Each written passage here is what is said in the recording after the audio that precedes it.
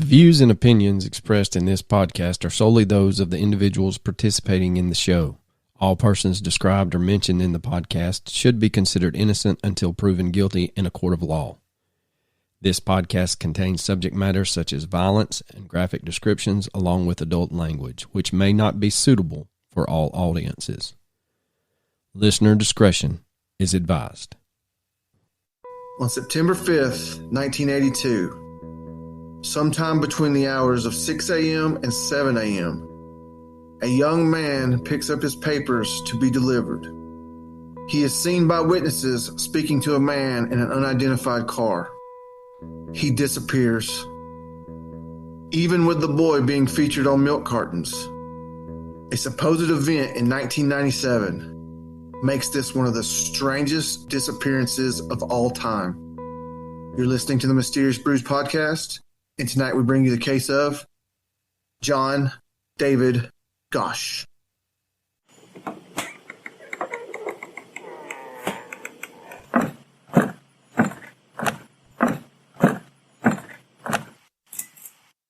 West Des Moines, Iowa, 1982. 12-year-old Johnny Gosch has a Sunday morning paper route. Until one morning, he vanishes. A young boy delivering newspapers, which every God-fearing American kid wants to do, ends up disappearing. As the search for Johnny unfolds, a terrifying theory emerges. They were kidnapping and selling children. Welcome to a deep, dark, dank, moist basement somewhere in the bowels of Georgia. Well, Coach, I don't know about you, but I have to take a canoe to take my dog out to TT. It's rained so damn much in the last week. Dude, yeah, it's been wet. Let's just put it that way. It is soaking wet. And the humidity is so awful when it's not raining. It really is. Yeah, we were working on something. Me and my son were working on something last night, and he's like, I say we wait, because it was like 6:30. I say we wait till it's dark and just do this in the garage, and that way it'll be cooler. And I'm like, nope, the humidity will be over 100% by then. Oh, incoming. Oh, pod dog. We got a dog. We got the pod dog. Him's wild. He got the PP zoomies? Oh, he's been neutered, but that has not slowed him down at all. We taking the cone of shame off. Oh, he ate it. That's what mine did when we had him fixed. He ate it. He ate the holding pen that we built for him. It was awful. This week alone, he has eaten my flip-flops, my slides, and my tennis shoes, and another pair of tennis shoes. And he tried to eat my new flip-flops today, and they still had the dang tags on, like the... I don't think so, because, I mean, Doggo has had 3 pairs of shoes destroyed. I mean, he should know better. What is that stuff? We found something. It was not cayenne pepper or any of that stuff, but it was some kind of like bitters that we sprayed on some stuff. It didn't matter. He liked it's like he liked Sour Patch Kids, but there's stuff out there. I started with water in a spray bottle. Yeah. When he figured out it was water, he loved it. So I put distilled white vinegar mixed with water. Loves vinegar. So I'm like, screw it. I put it like 50% water, 50% Texas Pete. Loves hot sauce. He's a Latino. So we don't have any new patrons as of this episode, but we are recording pretty quickly. But if you are listening to this and you are not a patron, you better be. Yeah. You better be. All right, ladies. We don't have any more. We don't have any new 5-star reviews either, man. We're just getting no love recently. It's the rain. I blame it. Blame it on the rain. I guess. I don't know, man. People just don't love us like they used to. We used to be better at this, and we were funny at one time, and people just loved it. Now we just talk. Starting year 6 has just screwed everything up. I'm getting old, man. Oh, the other thing. Here's another thing I was telling you before we started recording. Audacity today, when I was trying to edit it, somehow it took the entire first episode and lowered our voice and slowed it down by a quarter. So it sounded like we were stuck in mud in a can. I was like, what? I think I got it fixed. God, I hope so, because I've already uploaded it. I don't know what Audacity is, so It's the editing software, sir. It's the editing software. Yeah, I don't know nothing about that. I don't know anything about that. All right, let's do this. So part 3, as we left you with the cliffhanger last week, I'm sure we got cussed. But that's why we're here, to just drag this thing out. So there was a story, and this was one of the internet rumors that made its rounds on 4chan and Reddit. Approximately 6 months to a year after Johnny went missing, there was a boy around the age of 13 who approached a woman in a gas station parking lot. Allegedly, this boy ran up to her and said, "I'm Johnny Gosch. This man has taken me, and these men have taken me." So then 2 men grab said boy and leave with him in a vehicle. Now, this story is not in the documentary Who Took Johnny, and Noreen has never mentioned this in any of her interviews. Trust me, she more than likely investigated this rumor and realized that it was just a rumor, but it is out there. There is no description of the men or of the vehicle. All we have is some random kid run up to some random lady at a gas station and said, "My name's Johnny Gosch," and he was about the same age that Johnny would have been, and then allegedly 2 guys come and take him away. Well, he's pretty, memorable. Yeah, I was going to say, it's not like... You would recognize him. You know, if they showed you pictures of actual Johnny after the fact, you'd have definitely been able to identify him positively. And then one thing, with it only being a year after his initial disappearance, he would have still looked very similar to the photo that was gracing the milk cartons at the time. Now, in March of 1997, Noreen and John Sr. have gotten a divorce, and she's living by herself. Early one morning around 2:30 a.m., she hears a knock at the door. The knocking is persistent enough that it wakes her up. She walks to the door, and before opening it, she takes a peek out of the window. She sees 2 men, and she is looking at them. All of a sudden, she recognizes one of the men. More specifically, she recognizes the man's eyes. The thought that runs through her mind is that he's got the same eyes as my son Johnny. When she opens the door, this man introduces himself as Johnny Gosch. He says, quote, "Mom, it's me. It's Johnny." End quote. If you're going to take the lady's story at face value, this is either, if we believe this event happened, this is either one of the cruelest jokes you could pull on somebody, or it is confirmation, proof positive that this boy went through horrible, horrible, horrible things. Agreed. And yes, I was Johnny on the spot. I saw that coming and forgot how to breathe, so I got choked, but hit the mute button just in time. Good deal, buddy. I know. I'm proud of you. I'm a professional. Don't try this at home. I'm a professional. She lets these 2 men into her home. And now, there are 2 versions of this story. One is that you have Johnny as a young man accompanied by a younger boy. The other, more prominent story is that there was an older man with Johnny who is now in his mid to late 20s. In this version, the older man accompanying Johnny was giving him the nod on things he was allowed to say and not allowed to say. Now, Noreen in both versions states that the other person with Johnny was never introduced and did not speak. It has been reported. I know. It has been reported that Johnny and this other person spent as little as an hour visiting with Noreen and as long as 2 hours with her. Johnny tells Noreen what had been going on and that he was involved / a prisoner in the sex ring. He explains that he's afraid he can't go out and live his life again. He can't return to his family because they've made it clear to him that they will kill him and his family. If they know he has made contact with his family, his life will be in danger as well as his family members' lives. We only know about this story because it comes out in a civil court hearing 2 years after the alleged meeting. At some point in the trial, and let me stop right there before we go any further and let me explain this trial, because I didn't really put it in my notes, but I will give you the Reader's Digest version. Basically, this is part of the Bonacci civil suit against Lincoln Financial. Somehow they get her on the stand or she's called as a character. I don't know why she's in this civil suit, but that's the lawsuit that we're talking about.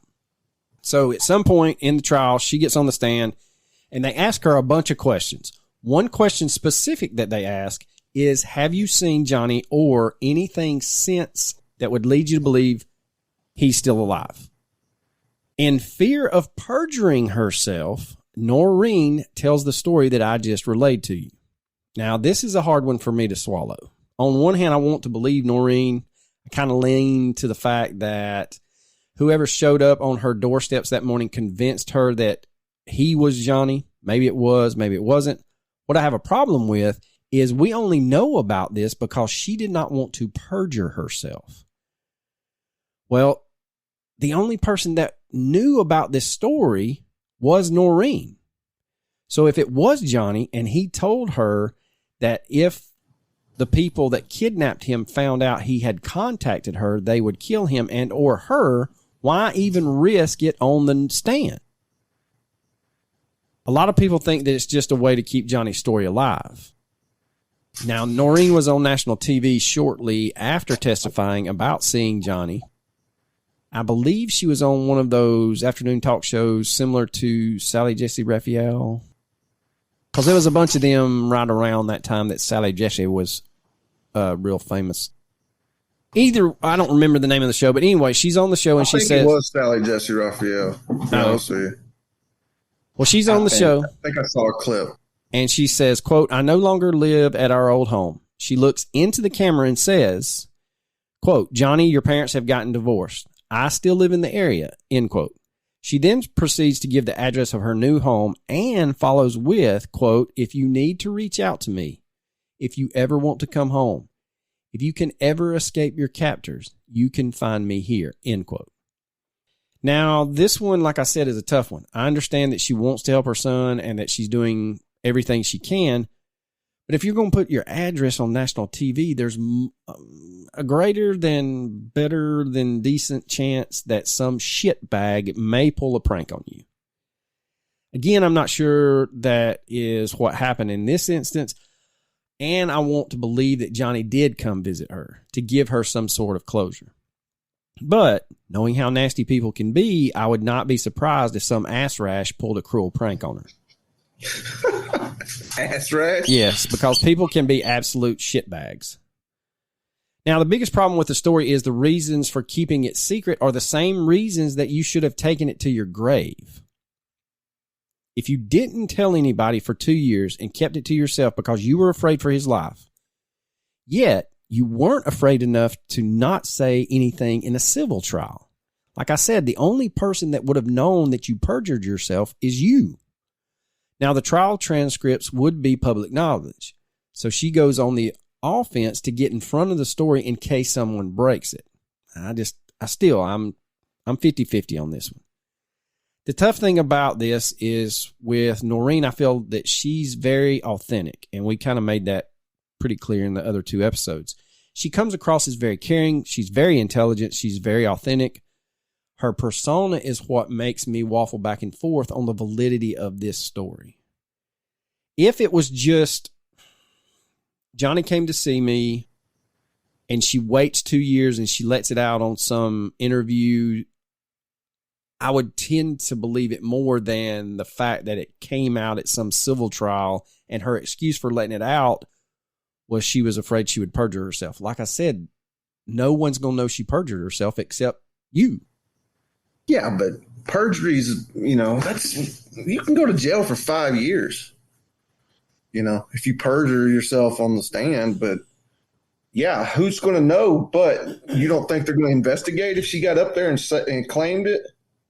Well, that's what I'm saying. Like, that's where I'm on the fence. All right, so I'm on the fence with, she's saying, on one hand, you could say that she released the story on the stand under the guise of, I don't want to perjure myself, with the thought that she wants them to investigate it. But at the same time, having a son of my own, if he showed up years later and told me, look, I just want you to know I'm alive. I just can't come home. I'm stuck. If they know I came here, they'll kill me and they'll kill you. Throw me in jail for 5 years. I don't give a shit. I'm not saying anything. Yeah. Just on the off chance that it could happen. So that's why I waffles. So the next bit of evidence in this case comes along on September 1st, 2006. Noreen states that she received some photos from an anonymous sender. In these photos, you have young teenage boys tied up on a bed. Then there's one of a single boy that appears to be tied up, and I think he has like a bandana tied around his mouth. In that picture of just the single boy, that's the one that Noreen hones in on. She states that the boy without a shirt on, she can see what appears to be Johnny's birthmark on that boy's chest. She says that it is the same birthmark that Bonacci talked about that she also confirmed with him. In this photo, you can see what appears to be a birthmark / discoloration on his chest, kind of near the shoulder. Here's the oddity. In one of the photos, there's a group of 3 boys. Noreen says the one on the right in that photo is Johnny. Now, if you look at the pictures of Johnny when he went missing and this boy, there are some similarities. Soon after Noreen makes these photos public, the lead investigator of a case in Florida comes out and says, quote, hey, we know what this picture is. We know who these boys are, and that boy is not Johnny Gosch.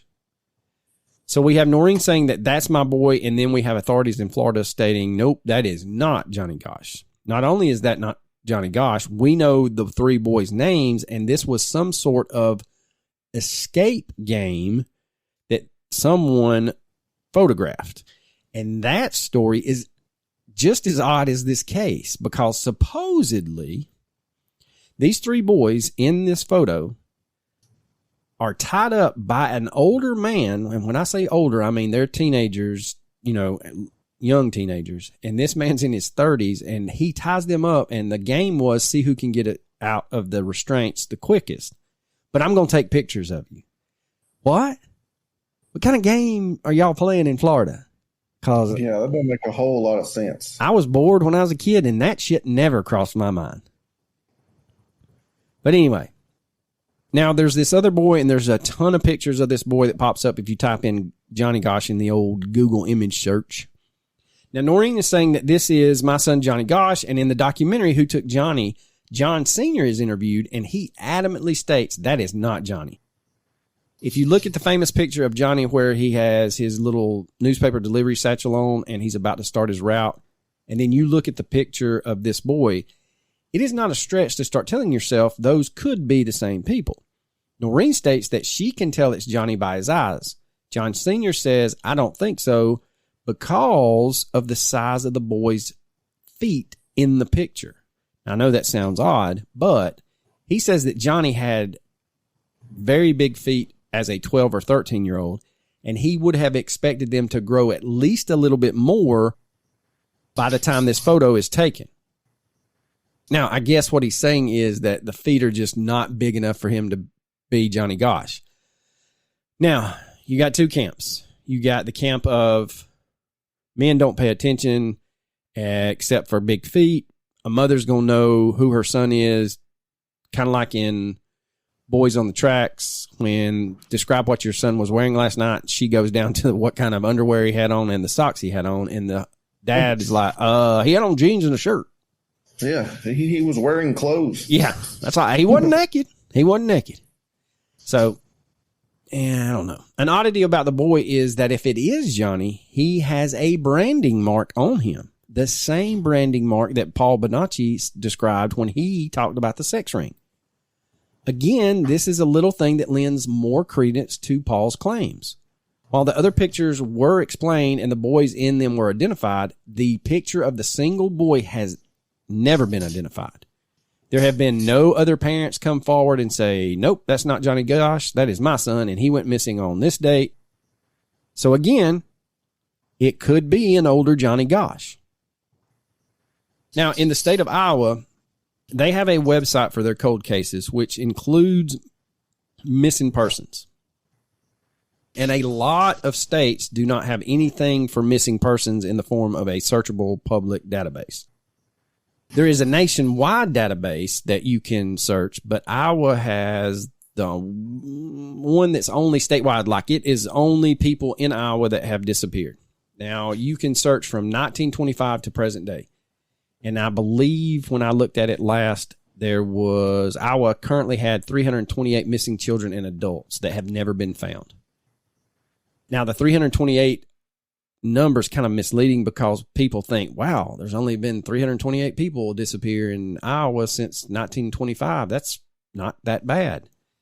Well, there's only 3 people that were listed on the database and the website between the years 1925 and 1975, which means if you do a little math, you have 325 missing kids and adults between the years of 1976 and 2024.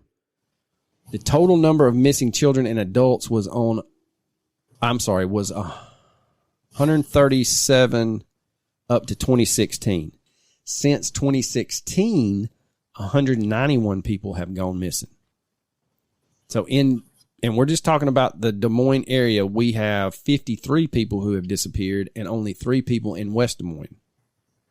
Disclaimer, a lot of the disappearances before the 1970s were just not reported because before then, you were pretty much an adult when you reached about 15 or 16, and a lot of people got married at 16 or 17. So take that with a grain of salt. But if a lot of people go missing in one area, it would lead you to believe that there was some sort of sex trafficking, human trafficking going on. I'm not sure if we have a child sex ring going on in 1982 when Johnny goes missing, but we could have a sicko out there that may have abducted multiple kids. The reason I bring this up is because we have the case of Eugene Martin, who went missing on August 12th, 1984. He was 13 at the time of his disappearance, and this would be 23 months after Johnny goes missing, and his story sounds eerily similar to Johnny's. I know I think we touched on this in part 2. But Eugene Martin left his home at 5 a.m. to deliver the Des Moines Register for his paper route. Yes, that's the same Des Moines Register that Johnny delivered papers for. Eugene was wearing blue jeans, a red shirt, and a gray pullover. Just like Johnny, normally Eugene would deliver the papers with his stepbrother, but on this day he went by himself. There are multiple eyewitnesses again in this case, and the reports are that sometime between 5 a.m. and 5:45 a.m., Eugene is seen talking with a clean-cut white male in his 30s. Other reports have him speaking to this man between 5:45 and 6:05.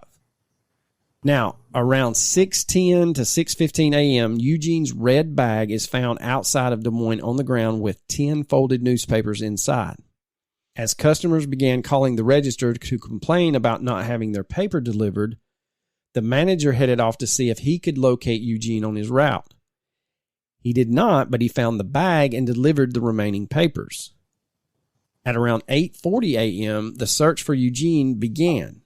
In Eugene's case, authorities sent out a nationwide bulletin to be on the lookout for a man between the ages of 30 and 40 years old, who is 5'9" tall, clean shaven, with a medium build.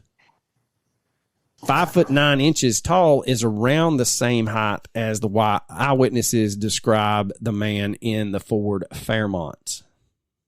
Good Lord, that puppy's eating stuff. Dude, he's wild, man. I tried to mute it, but I was going to try to say something too, and participate in the podcast, but I can't because he's biting the hell out of my feet, throwing his toy around. Earlier, he's got all these squeaking toys that he never squeaks until I get on this podcast, and then he just. It's just like my dog. When I get ready to go to bed, he finds his indestructible bone and just tries to destroy it. Yep, that's just the life I'm living these days. Wild puppies. Now we have another case of a missing boy on March. Well, I apologize. Lord, I apologize. On March 29th, 1986, 13-year-old Mark James Allen went missing. According to a lot of articles at the time, he was also a paper boy. However, this is not the case. Mark was just a teenager, just a random teenager. He didn't have a paper route. So Mark was last seen in Des Moines, Iowa on March 29th, like I said. He lived with his mother and 2 siblings on Southwest Emma Avenue. The day he disappeared, he told his mom that he was going to walk to one of his friends' homes. He explained that they may go see a movie together, but he asked his mom to save him some pizza for when he got home. He walks down the street towards some bushes, and he turns and waves at his mother. His mother waves to him from the window, and that is the last time Mark is seen, because he never made it to his friend's house. Mark's mother actually goes to bed early that night and did not know that Mark was missing until she got up the next morning, March 30th.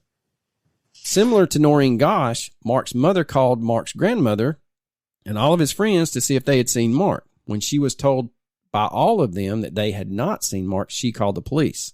This time, the outstanding Des Moines Police Department refused to open an investigation until 48 hours had passed. And a lot of people are like, well, man, it's the 80s. That's why they do it.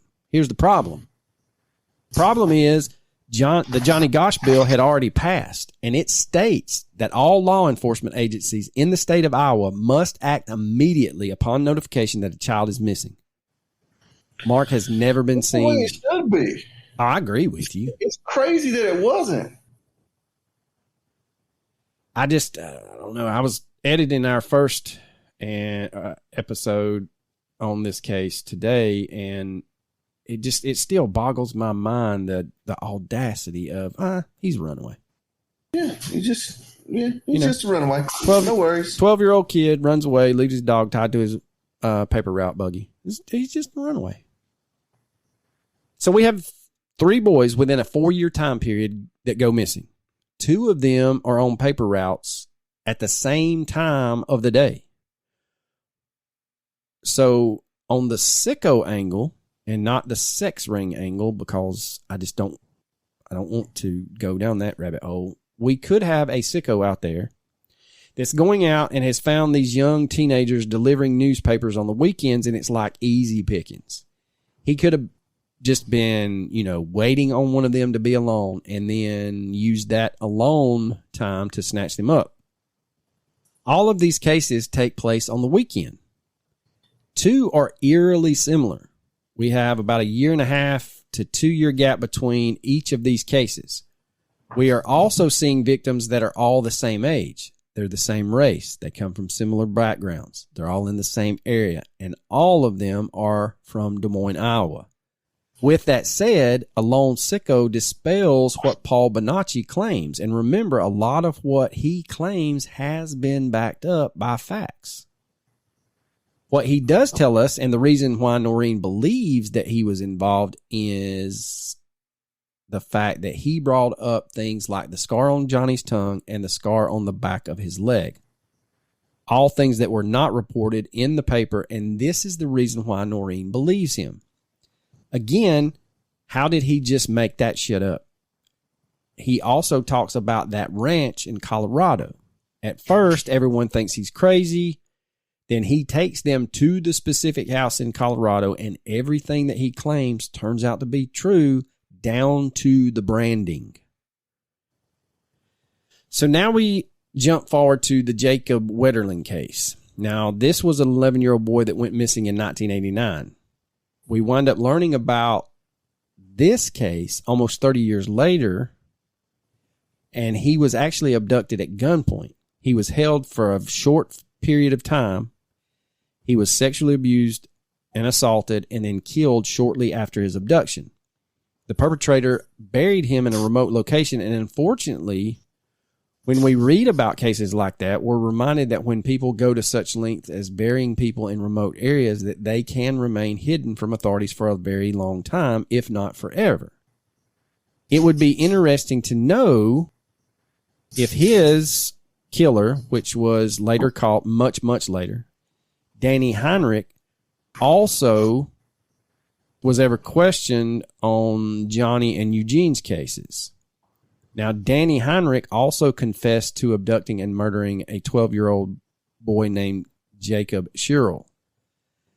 Now, when you start researching Danny Heinrich, he's a grade A piece of shit that's like evil to the core. And I don't believe that Jacob and Jared would be his only victims.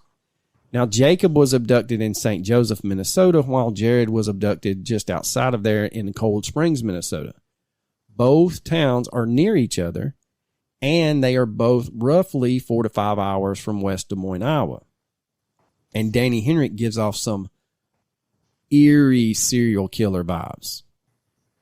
Now, another person of interest in Johnny and Eugene and Mark's cases would be a man named Roger Madison. Now, I like this one a little bit better. Now, he lived about an hour away from West Des Moines, and in 1966, when Roger was 24 years old, he attempted to abduct a 12-year-old boy who was also had a paper route. The boy was actually going around on his route, and he was collecting the bills. Back then, they made the paper route boys go knock on the doors of people who did not pay, and the kids were like, hey, man, you didn't pay for this month, or hey, man, you hadn't paid in like 2 months. So this boy goes, and he knocks on Roger's door, and Roger tries to grab the kid and pull him into his house. Miraculously, this boy gets away. Roger grabbed the boy's shirt, and the boy ends up slipping his arms out of the shirt and runs away from Roger's house. Granted, this occurred in 1966 and not 1982, but Roger was described by the boy to authorities as having dark brown eyes with black hair, 5'8" tall, and in 1982, he would have been in his early 40s. Now, the rub here is, if Roger is the guy driving the Ford Fairmont, he was actually living in Chicago in the 80s, which is not a terribly long way to drive, but here's the caveat on living in Chicago. Roger's parents and grandparents still lived in Iowa, so he would travel to Iowa quite often to see his family. In Johnny's case, it was reported that the car the abductor was driving had Iowa plates. So if you're against this theory, you'd be like, well, counts Roger out because he would have had Illinois license plates on his vehicle if he was driving his vehicle. If he's there on the weekend, he could have potentially been driving his parents' or his grandparents' vehicle that would have had Iowa plates. One interesting thing to note is that Mark Allen went missing the night before Easter. Johnny Gosch went missing on a Sunday morning, September the 5th. And the first Monday of September was the next day. And all of you know that the first Monday in September is Labor Day. So for 2 of these abductions, Roger could have been traveling to see family for a holiday weekend. If he were in the area, he would have been a prime suspect. Now, Roger is being held in a Texas prison because not too long ago, he got pinched. Not only having in his possession, but he was also distributing child pornography. When they raided his home and his business, the feds found more than 22,500 images on computers of child rape and child pornography. This included over 420 videos. Roger is obviously making money distributing and selling this shit, and it's not a big leap to abduct and make your own images and videos. When he's done doing whatever sick and twisted things to the kids he abducts, he could then sell them to other twisted and sick pieces of shit. I think he might be going to prison. Yeah, he's sitting down there in Texas. I don't think he's getting out. I definitely would not want. Well, I don't want to be a pedophile anyway. Thank God, because that would have been the end of this podcast. But you definitely don't want to be a convicted one in Texas.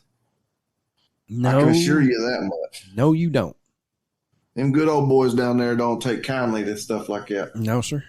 No, sir. We don't take too kindly. Get a rope. Now, the Lawrence King allegations and the whole child sex ring just nauseate the shit out of me. But investigators looking into the Franklin Credit Union scandal and Lawrence King claim that the sex ring is actually a hoax.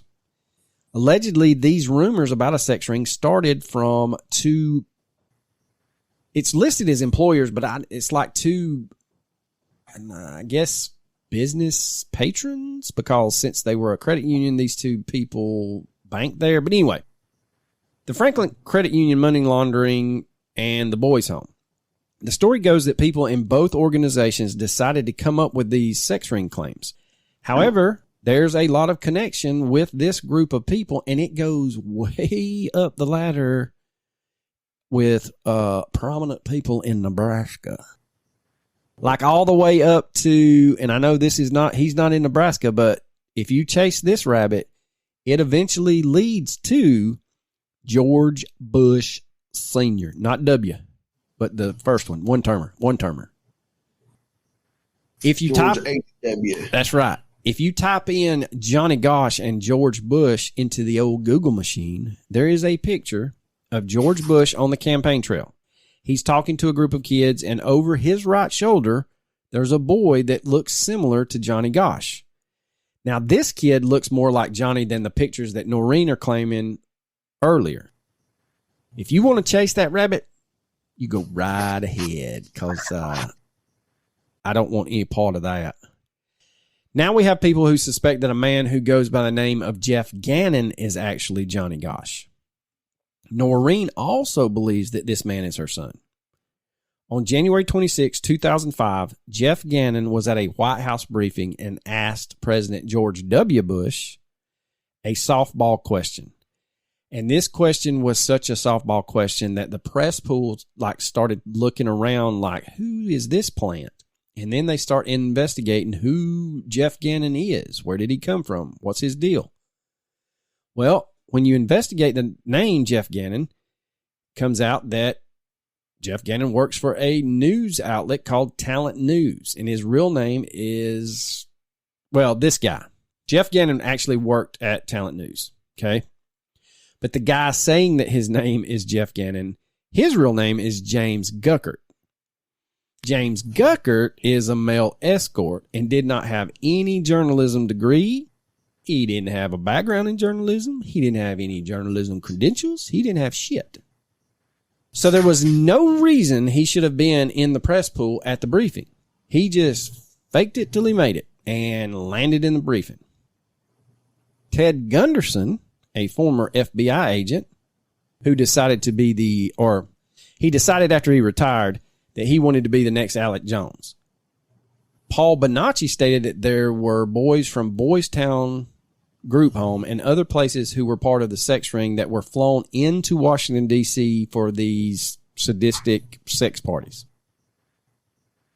Jeff Guckert... You really hope that stuff like that doesn't really exist, but unfortunately, I think we know. Yeah. Unfortunately, we know better. Now, Jeff Guckert would have been a part of this sex ring, according to Gunderson. Now, Guckert was approached and asked if he was Johnny Gosch. And I think that you can still find the video where they ask him this. He does not answer the question. He just turns around and shuts the door in the reporter's face. Gunderson has convinced Noreen that the man saying that he is Jeff Gannon is actually Johnny Gosch. And he just cannot expose himself because the powerful people behind the sex ring would kill him and kill Noreen.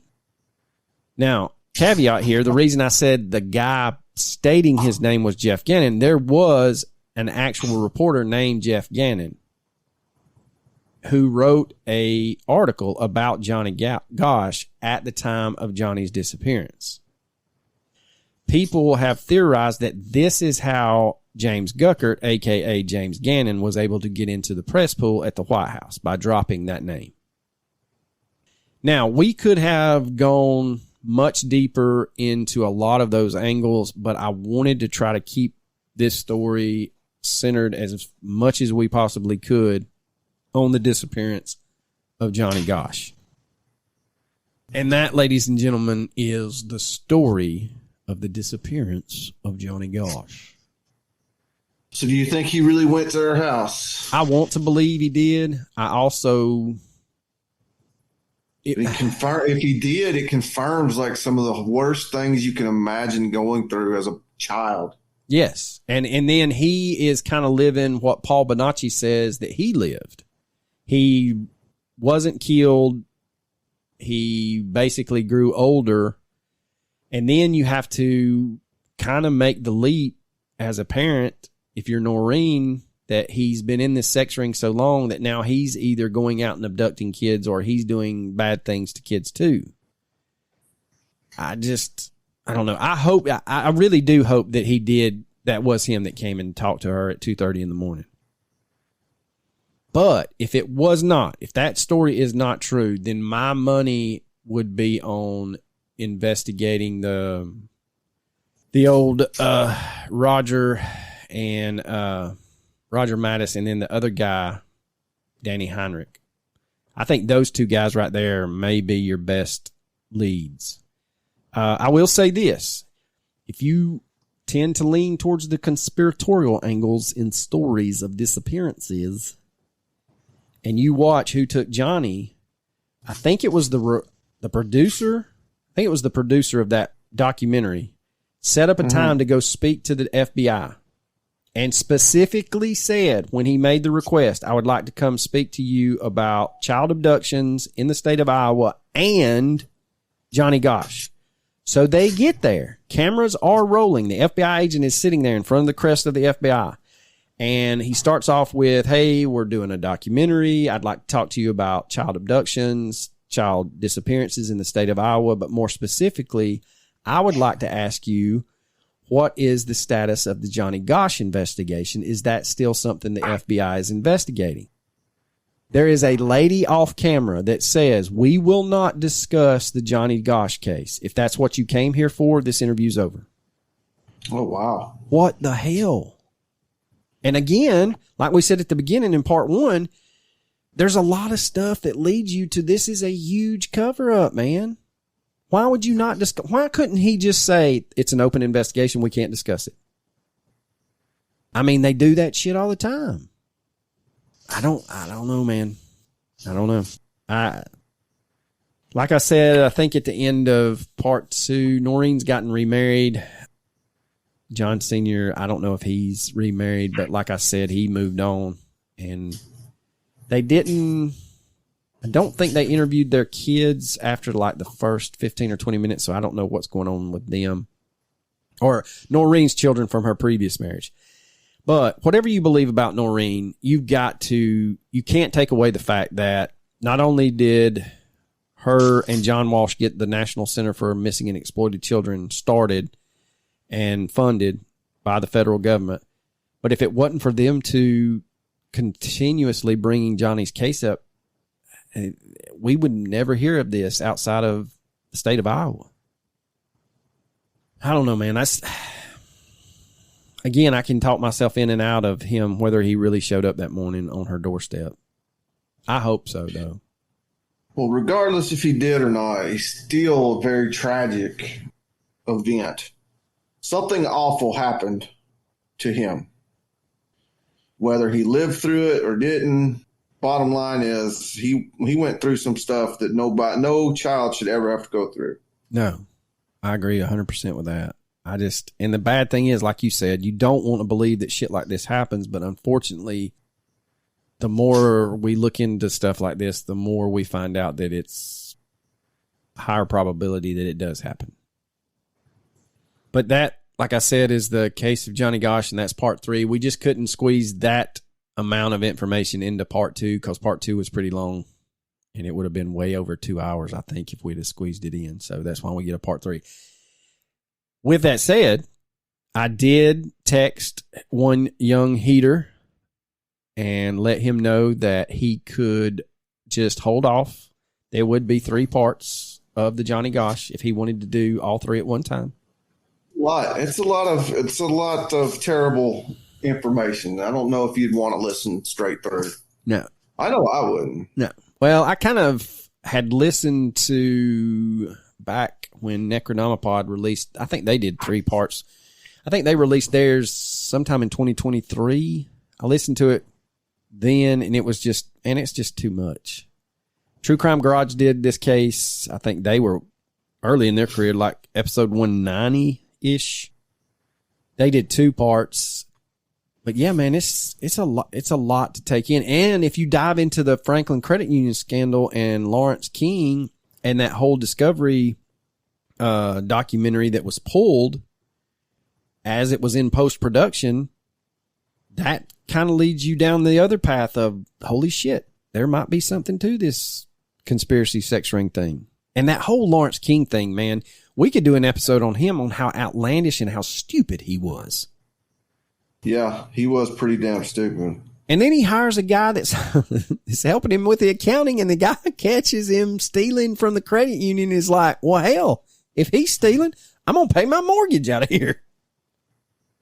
So anyway, all right, Coach, you got any recommendations? I know you went to the movie. Do you recommend it? I do. It was a very good movie. Deadpool and Wolverine. I've been waiting 2 years for this thing, and it finally happened, and I saw it. A lot of surprises, things you're not expecting. Good surprises. Yeah. Some cameos you're not expecting to see. People you never thought would be in the same room with Ryan Reynolds again. Oh, look at you. Well, I unfortunately will have to fall back on probably the recommendation I've made each part of this and say, if you are interested in this, I have a double-edged recommendation. Go on YouTube and look into the Franklin cover-up documentary. It's still there. You can find it. It's some shitty quality footage, but you get the gist of it. Yeah, it really is bad footage, but yeah, I've watched it. It's not pleasant. No, and then I also recommend Who Took Johnny, because I think it puts Noreen into a more human aspect and what she's done and what she does with her life now. And within the first, I think, 20 minutes, you realize that this lady she's an advocate for families that are going through disappearances or missing children, and my hat's off to her. I think she is probably one of the strongest women that we've covered. But anyway, well, Coach, you got anything else? Oh, you know I don't. Deuces.